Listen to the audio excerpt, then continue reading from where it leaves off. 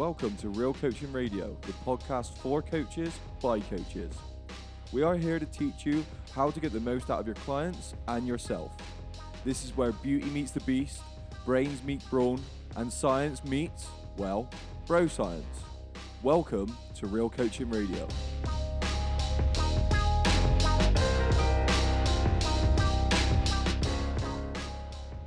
Hi gang, welcome to today's episode of the podcast. On today's episode, me and my co-host Mark, we talk about how to gain muscle and the best way to train when it comes to trying to gain muscle. If you're a hard gainer or you're just starting out, or maybe you've been training for a few years but you're thinking about actually following and having a structured approach, then this episode kind of outlines the best way to do that. It's someone who is looking to gain muscle. So if you're someone young and you're just getting into the gym or you're just starting to lift weights, like, this is the best approach that we can give you, and the best advice we can also give you is within this podcast. So hopefully it helps, and without any further ado, let's begin the episode.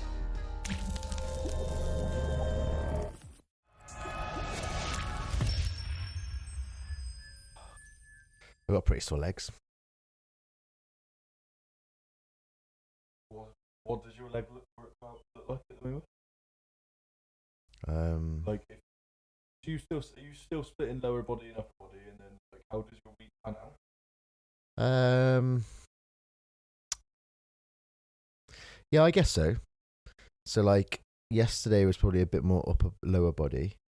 Really cleans, back squats, and then I did a workout afterwards, which is probably a bit more just like conditioning based as opposed to lower body. And then today was I snatched, but other than snatching, it was primarily upper body.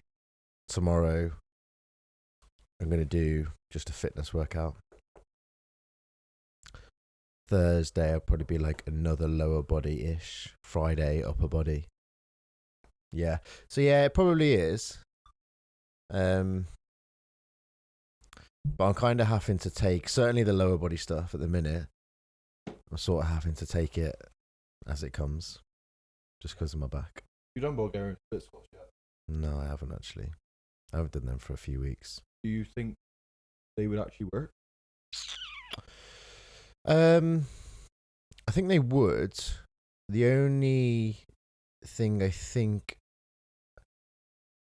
I mean, like, you don't obviously need to load a Bulgarian that much, because some of the injury was to my QL,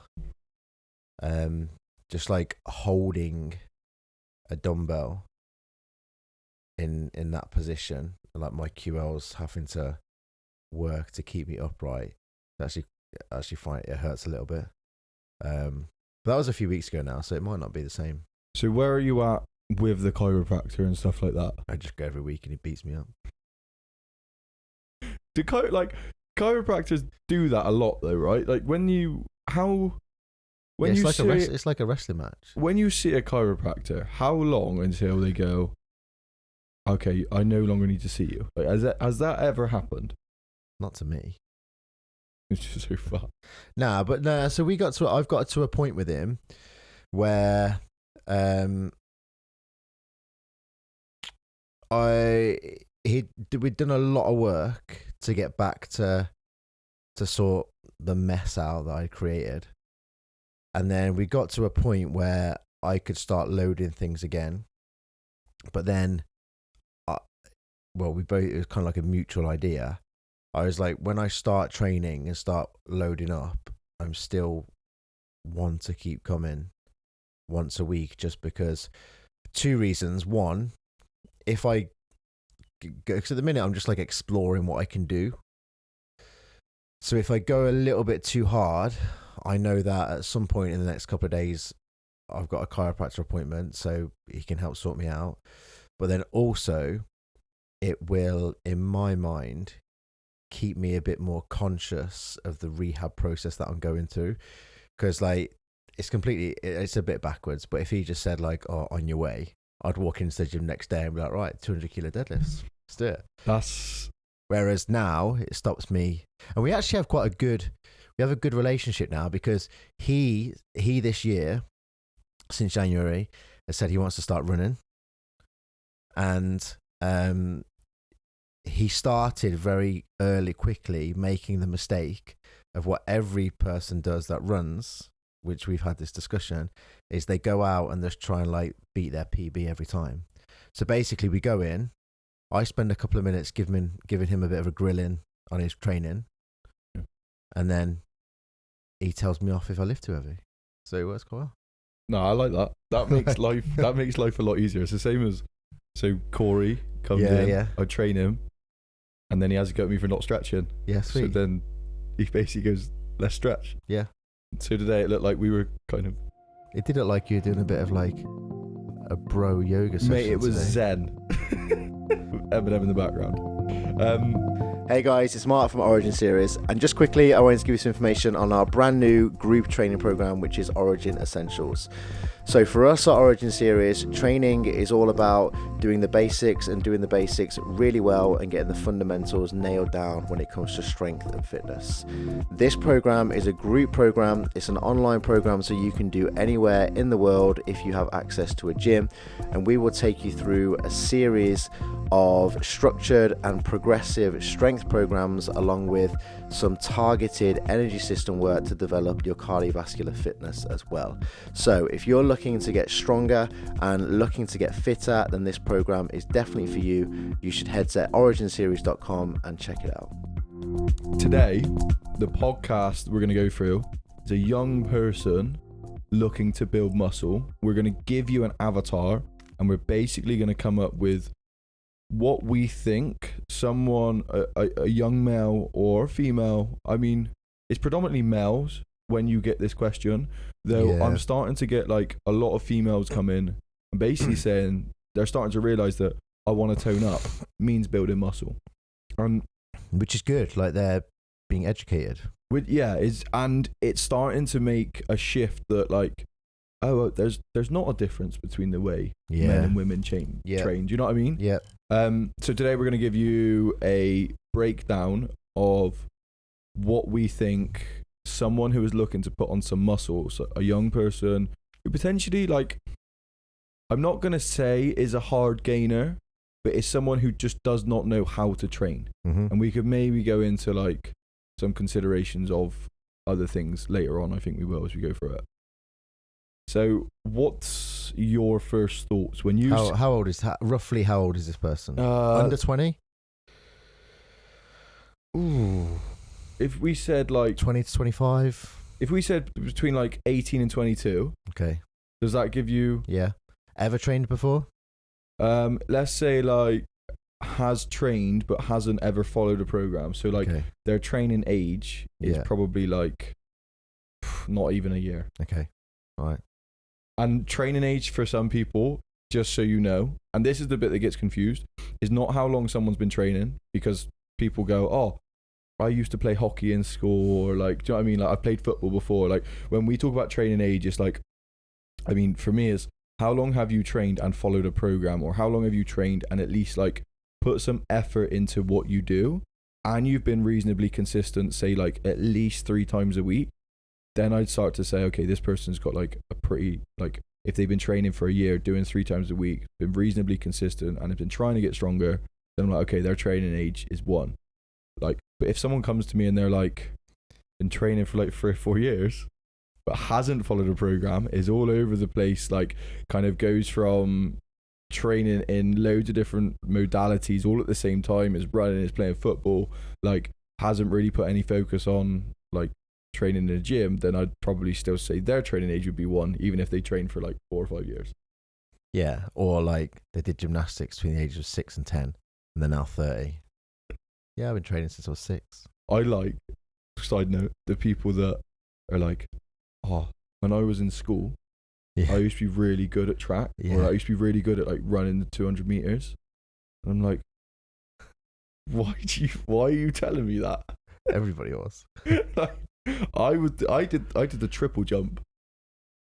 What was yours? I can't remember. Do you know what? Like I can't remember how old it was. I think I was maybe 15, 14 maybe. I fell off my bike. Oh, we're going down this rabbit hole. Good. Well, I fell off my. I'll make this really quick. I fell off my bike. So basically, I was going down this track next to a canal, and I was with a couple of friends, and I went to overtake one of my friends. I didn't go in the canal. I didn't go in the canal. Told me about this. So I went on the grass, and the grass was so overgrown that I couldn't see. There was a ditch, so I went down the ditch over the handlebars. Didn't have a helmet on. And like basically head-butted the other side of the ditch. So I had concussion for hours and was in hospital. And genuinely, that has removed some of my childhood. Can't remember it. Well, so yeah. There's things that I literally just don't remember. I don't really remember being a child. I'm very much hazy about my childhood. I can remember some things. I fell off my bike. I'll give you two quick stories and then we'll move on. First one, fell off my bike, similar thing, kind of was coming into like my close. I'd hop onto the curb and hop off the curb. As I went to hop off the curb, you remember when petrol scooters were a thing? Yeah. Someone drove to the end on the petrol scooter, clipped my back wheel, and I hit my chin on the curb, the opposite side. So that knocked me out, and I had to go get my like chin stitched. Missed a birthday party that day as well. Gutted. I was like 11. The other one, and this is my favourite one, similar things in the summer, didn't have a top on, come round the corner too fast, my tyres slid out from under me, I like slid on concrete, like kind of like gravel rash all over my chest. I did something like that on a skateboard. Oh, it's horrible. Yeah, it is, isn't it? Then went back so my like gone straight into my nan's house with it next to hers. She's like putting cream on me and stuff like that. And then like it's proper stinging. Yeah. Like but she wasn't putting cream on me. She was putting toothpaste on me because she picked up the wrong tube. Nice. So good. That was. That's probably why it's stinging. Those are my two bike stories. Good. Wicked. Right, 18 to 22. Yep. What's your first kind of, what couple of questions, I suppose, or what kind of things do you want to know about this person before they do start, I guess? I would probably want to, one of the biggest things I think I'd want to find out is how well coordinated they are. I think there's questions that you can ask, but I think they would then be quite specific to the individual who's in front of me in terms of things like, you know, they're a young person, so what's their alcohol consumption like? What are they a student? Do they work? What's their nutrition like? You know, are they just like out drinking 3-4 nights a week and then a kebab after that, and you know, going to bed at 4 o'clock in the morning? And so there's questions like that I'd want to dig into their lifestyle. But I think if we just like went straight to a training point of view, I would want to know and see and test, not just ask them, how well coordinated they are, because that would then direct me of where my program creation comes to. Yeah. So when I get a new person come in who wants to build kind of strength and muscle, it's a similar thing. Like I guess you're always trying to see how this person moves, and like I'm very much. Would you, if someone comes to you? Because the way I like to do it is I always go free weights no matter what. And I try to build up their ability to actually train, like to move their body and to like lift weights in a coordinated manner. Because like the learning process, yes, they probably won't build as much muscle as you kind of chuck them on a leg press or whatever. But if you can try and get them to that process of back squatting, like that learning process, I don't know, it just stays with them. Like I kind of, so for example, if I was to have someone and they trained a day on their own and a day with me, the day on their own I'd put machine work in. The day when they're with me, I'm like, well, let's actually get value for money out of myself and like try and get you to train properly. So I would probably take a similar approach in terms of when they're training on their own, I would definitely give them more machines to focus on, and we can discuss why in a minute. But then when they're with me, I would take a similar approach in terms of I would definitely start with some sort of free weight based work. So to take a squat as an example, we would probably start squatting just so we can, as you say, like learn those motor patterns, learn how to squat, get them in the right position and start to teach them a few things.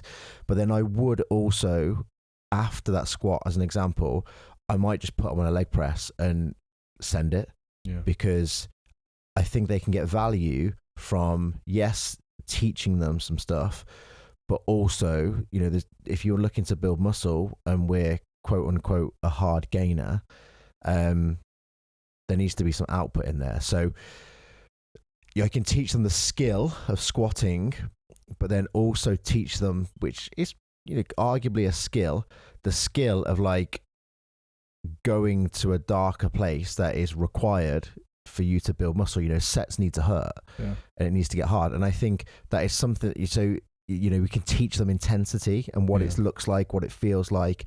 And also they can, you're there to provide additional motivation for them and get more out of that set than what they would have done if they were on their own from an output point of view, which is going to create more muscle damage, which is going to lead to more hypertrophy. So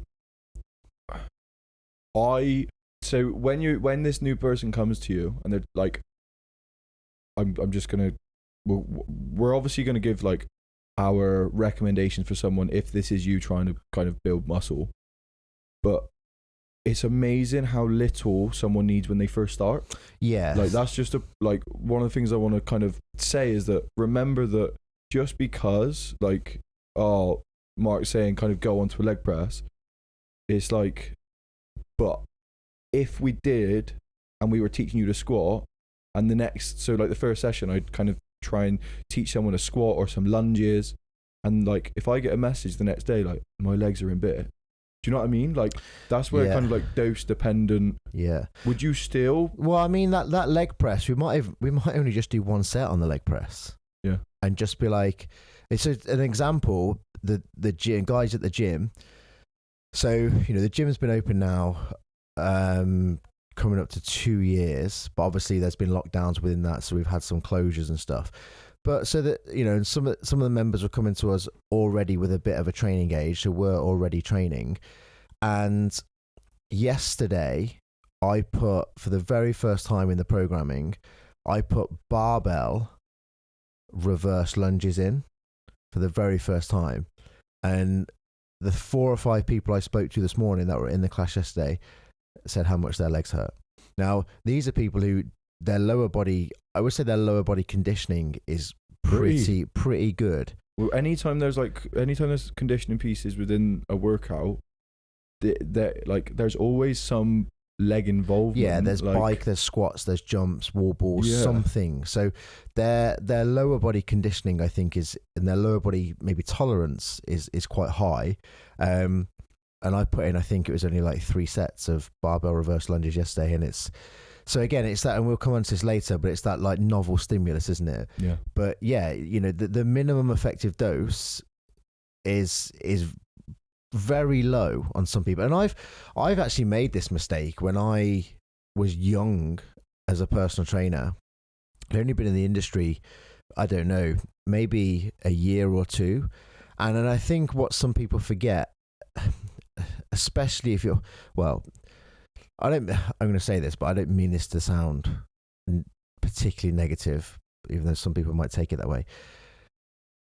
When I was a personal trainer, and when I was training to be a personal trainer, the people that I was aspiring to be like, and the personal trainers that I could see in the industry were really fit, really strong, in really good shape, trained a lot, had high tolerance to exercises, very well conditioned.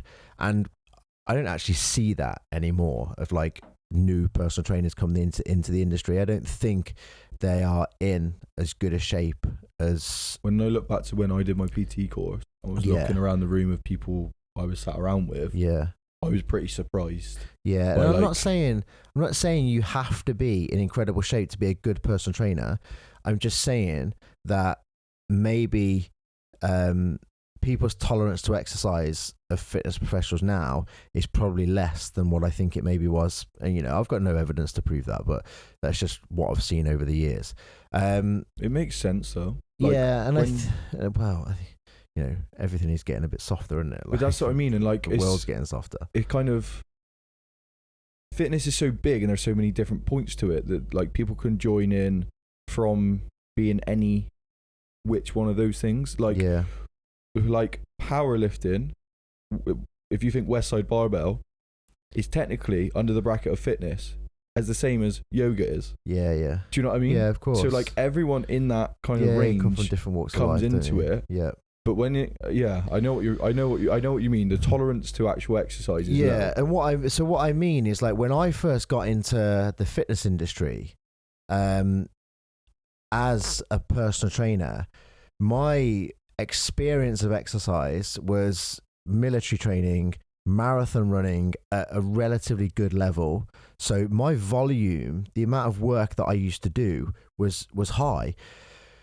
So, and I was coming into the industry young, new, didn't know a lot if we look back, really, like any personal trainer coming into the industry. And you obviously learn along the way. I would go, well, this is the only thing I had to match or to compare clients' workouts to was my own workout. So it was like, well, I would be doing this. I'm probably a bit fitter than you. So let's do this and take a little bit off. Whereas I probably needed to take loads and loads and loads off. Whereas so another good example is, I'm going back a few years now, actually. There's a weightlifter called Zoe Smith. I actually don't even know if she still competes, but she was pretty good at one point. And I remember having a conversation, probably going back 5 or 6 years, with somebody who was saying, I found Zoe Smith's program online, weightlifting program. And this is somebody who wanted to get into weightlifting. They're just like, I found this program online, I'm going to follow it. My two points were, firstly, it's probably not Zoe Smith's training program because it's just on Google somewhere. Secondly, Zoe Smith had been weightlifting since she was, 12, 13, maybe even less. So why didn't you go back find her weightlifting program when she was 10? Yeah. And do that. When dose dependent, a good way to kind of aim for that, how many sets per an exercise would we be looking at? Actually, I always think you're better off to play it on the side of caution. So why don't you just go for 1 to 3 sets? Because you can, and then and explain this to the client, or explain, or know this and understand this yourself if you're just somebody looking to exercise and not necessarily a trainer. But go into the gym and just do 1 to 3 sets, and then see how you feel the next day. See how you feel 48 to 72 hours later. If you've got loads of muscle soreness, that was plenty and absolutely more than enough. And muscle soreness isn't necessarily a good indicator of how good your workout was, but it's going to give you an indication of how well you're recovering from what sort of workout you've just done. So if your muscle soreness is high, then you pretty much know the dose was quite good for you, and then you can just repeat that again in 3-4 days time, whatever it is. If you feel for the next 48 to 72 hours after you feel quite fresh, you can probably chuck in another set somewhere. But I always think it's better to play it on the side of caution, because then you've got more chance of, let's say it's on a Monday, you've got more chance of on a Wednesday being able to potentially repeat that workout or do other exercises which challenge similar muscle groups. If you've gone too hard on a Monday and you have absolutely obliterated your muscles and it's going to take you 5 or 6 days to recover, your frequency of training is going to decrease. Your frequency of the stimulus to that muscle is going to decrease. And that's going to have a negative impact on your ability to grow muscle, which we can talk about frequency later on the podcast. I think that if you are looking at like training, and say, for example, you're going to do 3 days a week, okay? Or if you are thinking of doing more, like we'll kind of look at those, I guess, nuances later on. But if that's what you're going to do 3 days a week, when you do go in, if it's a free weight exercise and you're learning the movement pattern, you could potentially do more sets, but just pull the intensity down. And what we mean by that is go a little bit lighter and kind of don't let your ego take over and think, I'm just going to lift as much as I can. And like, I'm going to train, like me and Mark are saying, train a muscle 2 to 3 times a week, for example. And then you look at that and go, well, Monday I'm going to go in and I'm going to train chest as hard as I can, and Wednesday I'm going to go in and train chest as hard as I can. Like, go in and look at exercises for what they're worth. So we've already gone back squat and a leg press. So if you're going to just go for complete output on a leg press, but you're learning a movement on a back squat, pull the weight down on the back squat, maybe do 4 sets, and just try and nail a technique down and see how you feel after that. And on the leg press, do 1 to 3 sets. Yeah. Maybe start at the lower end. Yeah, I'd probably go one. If you're going to use the leg press as an output-based exercise, high stimulus, I'd probably go maybe 2 sets tops. And don't be afraid to kind of, especially when you like, this is like for someone who's like just kind of getting into it, don't be afraid to only do 1 or 2 sets, because if you look for things afterwards, like how does this actually make me feel, like how is my muscles feel in the next couple of days, like could I train chest again could I train my legs again on a Wednesday, like or could I not? I may have over pushed. And that's the thing that you want to try and balance, is like the bit from over pushing but doing enough so I actually get some stimulus. Yeah. And you can just judge that by how you're feeling. Yeah. Yeah, absolutely. And I think, you said, which is right, like if you're someone who's brand new to this, that I definitely agree with that. But I also think if you're somebody who's been doing this for probably 2 to 3 years but never really followed any structure and just kind of like, milled your way around the gym and just like, I'll do this exercise next. I think this stuff will still apply. Yeah, 100%. It's more of like, if you're deciding to follow a program, or you're deciding to kind of get some structure around your training, structure it in a way that you can continuously progress. And that could be by adding reps, by adding weight to the bar, but it could also be by adding sets. So if the sets are lower, you have got a huge way to go. Like, and I don't really know how this works out. If I work out too much, so when I first start, say I'm like over pushing, or doing way more than I should, like, would that affect my ability to actually gain strength and muscle in the future? So for example, if I took the slow approach, and I just went, I get sore by doing 1 set on, like 3 sets of back squats, 1 set on a leg press, I get sore.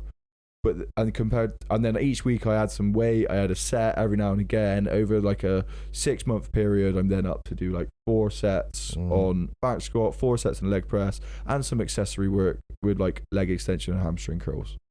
Or if I went, well, I'm going to go in, I'm going to do 4 sets of back squat, 4 sets of leg press, 4 sets of hamstring curls, 4 sets of leg extension from the off, would that affect my ability to progress going forward, do you think?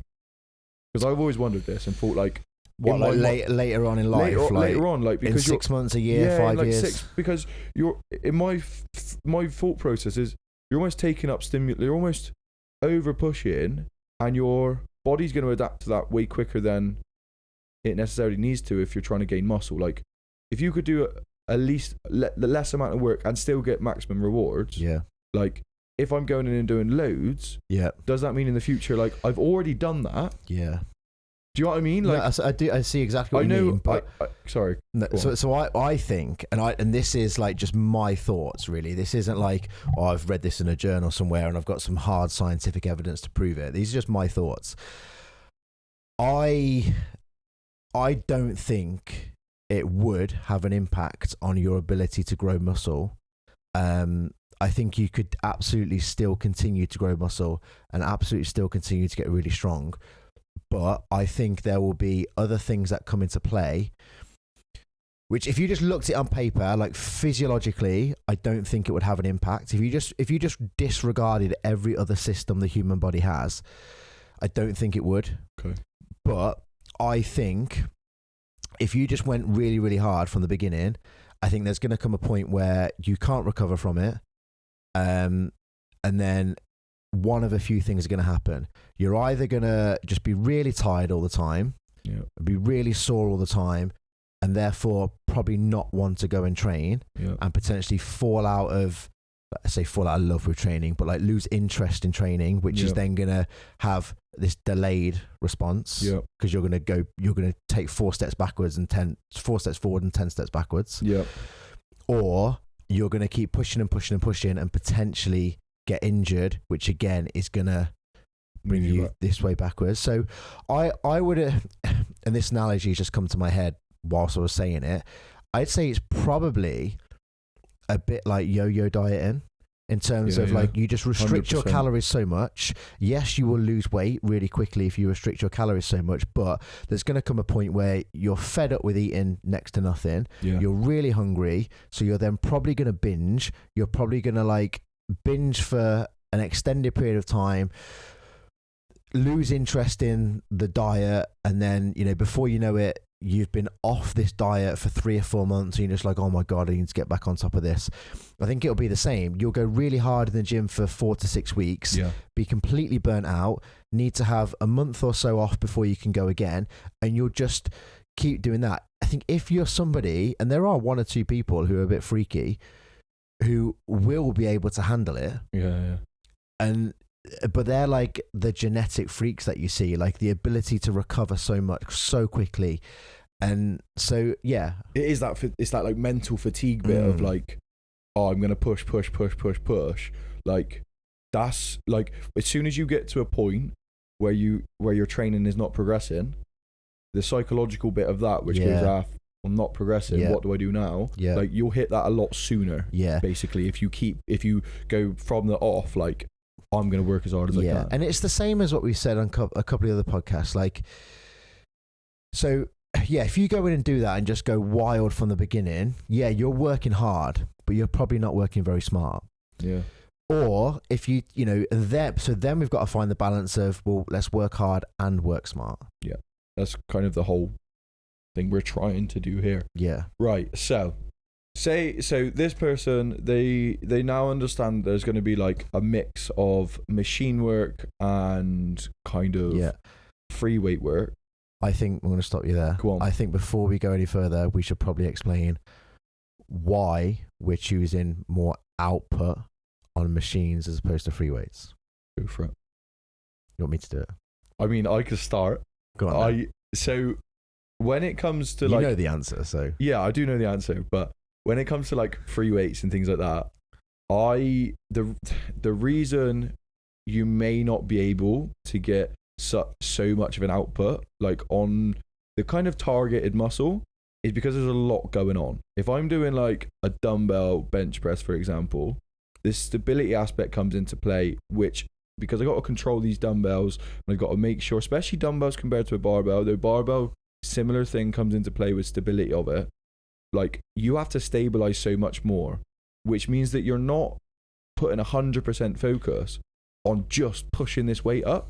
A lot of your focus is making sure that the dumbbell doesn't go too far in front of you or too far behind you. So that's kind of the stability aspect comes into play, which takes out of what we're saying is the output. Whereas if you chuck yourself on to a chest press machine and we just say, right, all I want you to do is basically still control it, but you don't have that stability aspect. It's a fixed machine and your body is now moving in the plane of the machine rather than kind of moving dumbbells around your body. It means that you actually can put a little bit more output on the targeted muscle. Yep, absolutely. Yeah. So, you know, machines just remove any form of external stability required, don't they? You know, you haven't got to stabilize the dumbbell, you haven't got to stabilize the barbell. You just get on, it's already stabilized because the machine stabilizes it for you, and you just push until you hit a lot of fatigue into muscle. I do think that I still think the mix of both come into play so much better than just doing one or the other. And like, I've seen this kind of in my own training. Like, I've actually got a little bit of a quad now, right? And nice. just one. Well, my right's a little bit stronger, but like this little bit here, never had that before. Okay. Right, so teardrop, had that slightly, never really had that bottom bit there, and I'm starting to see that come through. And the difference that's kind of changed for me is like, I'm putting a leg extension there a lot more than I have done in the past. Yeah. And I'm trying to literally output. I'm doing 2 sets and I'm going as hard as I can on those. But I feel like if I was just to do that, or I wasn't to put as much focus as I had on barbell back squats, on front squats, on walking lunges, on Bulgarian split squats, and like actually worked on those techniques and stuff like that, I feel like I wouldn't get as much of a benefit out of a leg extension. I know it sounds funny, but like... Well, I think that's true because, you know, all of those other exercises that you've just mentioned, although they're not, you know, an identical movement to the leg extension, they are all teaching you how to coordinate the hip and the knee and, make the quadriceps work well. So it's all, your motor control over that part of your body is probably going to be quite good because of all these exercises that you've put in that require large amounts of motor control. You know how to connect to the muscle. And that's the thing that I think about, like the kind of bullets in a gun analogy. Yeah. Like if I train barbell back squats more, it gives me the ability to almost load more bullets into a gun. And then when I go on leg extension, I can actually fire them. Whereas if I'm just like going on a leg extension, like I just don't seem to get, like if someone was to do just machine work, like on their own, or someone was to just do free weight work, I do believe like free weight work would probably have a better, for the average person, especially when you're first learning, will actually probably give you a better, more muscle. It's hard to say, because when people look on the internet and they see all the pro bodybuilders, and most of them use a lot of machine work, because it takes that stability aspect out of it. Yeah, and there's also less risk of them becoming injured. Right, and that's like the extreme. So someone sees that and goes, I got to do all machine work. Yeah. And for me, I'm like, doesn't mean those people haven't back squatted before. Does not mean that person hasn't bench pressed before. Like, it's just the point where they're at to push to the weights they're using, and to actually have the control, to have the focus on the muscle that they're trying to train. That's why machines probably come into play a lot more frequently for them. But I still think for like someone who is just starting out, there's such a huge benefit in learning how to train properly and how to use their body and how to, like, I guess, take a functional approach in that sense, rather than it just being the bodybuilding approach of using machines. Like, there's benefits to back squatting, and if your goal is to stand on an Olympia stage, you probably still have to go through these learning bits before you get there anyway. But you may be different. I'm talking to someone who just wants to build some more muscle, but still wants to do everything else they do in their daily life. Like, yeah, absolutely. I mean, like, talking about Olympia is kind of like the complete minority, and the it? genetic elites, which chances are, if you are like, am I one of those people? You're probably not. Yeah. Because like you'd have trained, like gone nuts and built a ton of muscle, be like, I'm pretty good at this. Like, it's just a kind of expectations of like where you're going to go and the muscle you are going to build. I'd like you to build a program which involves free weights and machines, because of the benefits you get from both. Yeah, I definitely think people should be using a mixture of both. Yeah. Okay, so we've explained the output thing. We've explained all of that. Yeah. The next bit I want to explain, or the next bit I want to kind of, how many days a week would you tell this person to train? How many times, like, kind of, we've touched on frequency a little bit. Yep. Like, how would you, what split would you kind of say for a person, and how would that change, say, over the course of a year? Yeah. So I would probably, if they're completely new, I would probably start them with, let's say, 3 days a week. And those 3 days would all consist of full body workouts. Yeah. So training the whole body each time. It would probably, I would either, depending on how well coordinated they are, I would either maybe create 3 training sessions where they rotate through, A, B, and C across the week, or I would just write 2. So week 1 goes A, B, A, week 2 goes B, A, B, as an example. So they're alternating these 2 workouts as they work their way through the week. But I would say 3 days a week, Monday, Wednesday, Friday, as an example. Some good recovery time in between that. And again, if we're talking about that minimum effective dose that people need to train hard and train smart, I think that is plenty to begin with. Hi guys, my name's Charlie from Hack the Body, Hack the Mind. I have a collection of programs called Buildings, and these are designed to help you build strength and muscle. I'll have 3 foundational ones. One of them is a glute program, one of them is strength and muscle, and one of them is a foundational program for beginners. Now, these are all focused around strength training, resistance training. Just for being one of the podcast listeners, I have given you a 20% discount off of these 12-week programs. So if you type in RCR20 at the checkout, that will give you 20% off any of the buildings and any of the programs that I have available to buy.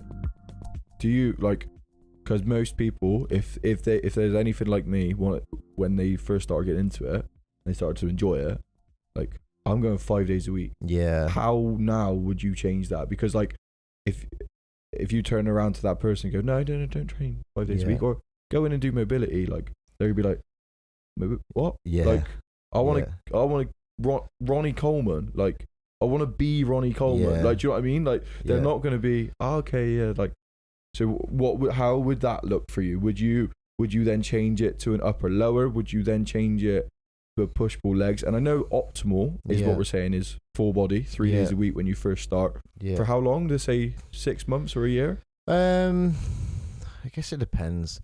I would probably, maybe even less than that. I would maybe go 3 months or so. I think optimum, they might be able to do it for longer, but I think people will get bored of it. Yeah.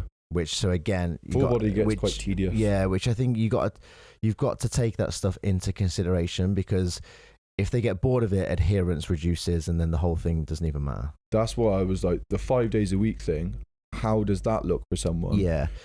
So I would maybe go, I don't know, maybe push pull legs and then an upper and a lower. Yeah. So I'd probably still try and keep it all.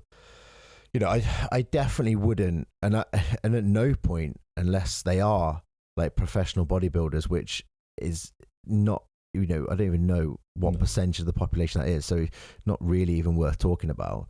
I would always move people away from like a back and bicep, chest and tricep, because they're just, if you're doing that once a week, the muscle's not really getting enough stimulation. Yeah, that's when I write programs, for example, like I have for myself, and I've been training, Jesus Christ, 6-7 years.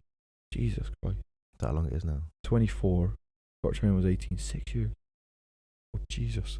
So 6 years, and I literally do a push pull legs, and then I do an upper lower. Mm-hmm.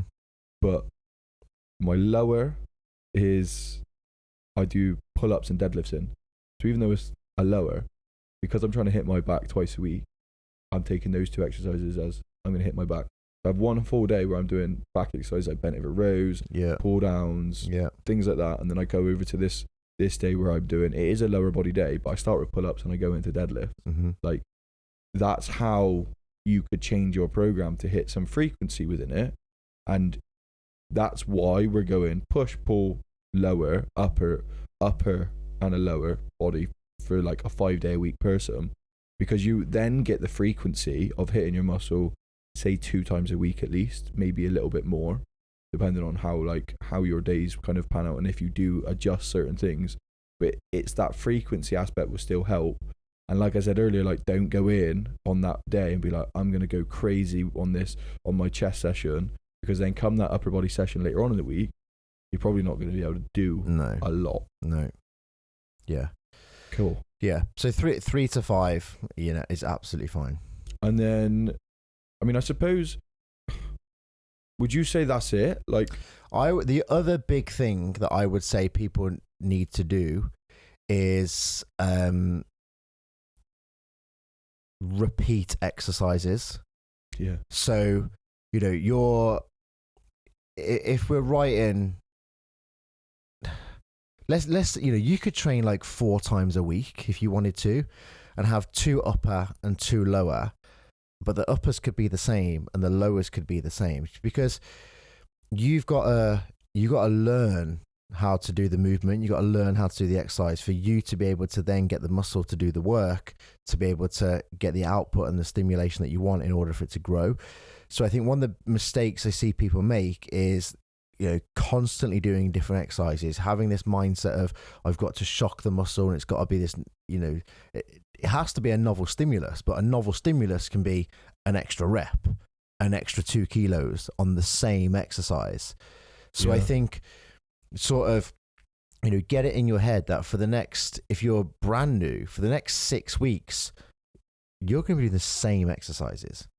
And that is completely necessary. Yeah, I like that because so one of the things I do with some clients who are quite like, they're not very confident at training in a gym, is they come to me for a session, we do that session, they repeat that exact same session in the gym on their own. Perfect. And because it starts to nail down the movement patterns, like Mark said, and it starts to build up that confidence of, I can actually do this. Yeah. Rather than each and every time I've got a new exercise, I don't know how to do that. Yeah. Actually, I'm going to skip doing that it. one. Exactly. That happens quite a bit. Yeah. So I would say that's probably the other big consideration. And then there's obviously the whole nutritional consideration, which is probably a whole podcast in itself.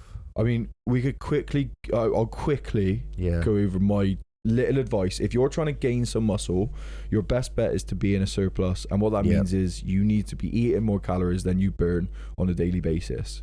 You can work that out a number of different ways, free calculators on the internet, or you could weigh yourself daily. So every morning you weigh yourself, you track the calories you eat for over a 2-week process. If your body weight stays the same, those calories that you've been eating, kind of add the days up. So 7, add it all up, divide it by the 7 days, and it gives you, this is my average calories per day. If you haven't gained any weight, that's your maintenance, and you know where your maintenance calories are. If you are gaining weight, then you know you're in a surplus. If you're losing weight, then you know what your calories are there. If you don't want to track calories, my best advice would go, look at gaining somewhere between 1 to 2% of your body weight each month, basically, as a good guide to make sure you're not putting on way too much body fat, and to make sure if you are brand new, you could probably go towards that 2% and maybe even a little bit more if you wanted. But if you're starting to get further along this journey, or you've been training for a while but not really training properly, I'd still go for this 1 to 2% because it gives you a good idea of well, actually, I'm not putting on loads of body fat. It keeps you some restriction of, well, I'm not counting my calories, but I know for a fact I can't go out and have 20 pints on the weekend, have a kebab, have all of this rubbish food because I'm dirty bulking. It actually puts some restriction because then you go, shit, in this past week, I've put on 3% of my body weight. Yeah. Do you know what I mean? So would that make sense to you? Yeah, I would agree. So stay in a surplus, keep protein high. Sorry, that was Siri. Stay in a surplus, keep protein high, and keep carbohydrates high as well, because you're going to be wanting to go into the gym and have some fuel to be able to train. So yeah, obviously, don't just go and smash pizza and kebab all the time. Make sure you're getting enough vegetables in, you are eating nutritious food. But yeah, high protein, high calorie, high carbohydrate. Yeah, as a very, very basic. And it doesn't necessarily need to be more complicated than that. You just need to make we spoke previously about protein and stuff like that. You could look back to the 5 priorities to build a muscle, the podcast we did, if you do want to kind of dive a little bit deeper. But if you are someone who is kind of just starting out or has been kind of flirting with following a strict program, or flirting with wanting to actually make a change and still a bit lost, hopefully this should have kind of cleared that up. Is there anything else? Well, just very quickly, just whilst we finished off the nutrition thing, I would say the biggest thing you could do to help yourself is, protein. In order for you to build muscle, protein synthesis needs to be stimulated every sort of 2 to 4 hours, really. So, and it can be stimulated in 2 ways. It can be stimulated through training, predominantly resistance training, and it can be stimulated through protein intake of food. So, what that means is throughout the day, every 3 hours, you either need to have trained or consume some form of protein. So if you wake up in the morning, say you have protein at 8 a.m., you train at 11, and then you have protein again at 2 o'clock, and then that's from 8 till 2 sort of sorted, and then 5 o'clock eat again, 8 o'clock eat again, and then you're going to be pretty well stimulated throughout the day. Awesome. So yeah, just remember, don't overshoot. Kind of write everything down. Maybe go a little bit more conservative and like kind of give yourself a little bit of leeway and room to progress each week. Go somewhere between 1 to 3 sets on exercises, a mix of machines and free weights. If it is free weights and machines, to be fair, you need to learn the skill and learn the correct kind of movements and learn them as good as you possibly can. There is benefits to repeating exercises throughout a week. So there, like Mark said, following that kind of upper lower split and doing the same. If you're training 4 days a week, do the same Monday and Tuesday, and do the same on Thursday and Friday. Like, that's completely fine, and that's the thing that you can start to play around with. But yeah, hopefully this has helped you. Thank you so much for listening. My name's Charlie. This has been me and Mark. We're still sticking to the 2 a month at the moment. Yeah, which is great. Well, it's actually every 2 weeks at the moment, which is it's working really well. So hopefully we can stick to that. If you can leave us a review on iTunes, that'd be great. Only 5-star reviews actually are allowed on our podcast. I don't know if they read the small print, but everything else is banned. Everything else, basically, cancel culture's in, so we'll just cancel you and we'll just delete it. It's fine, but 5 stars, please. Would be grateful. Thank you so much, and we will see you on the next one.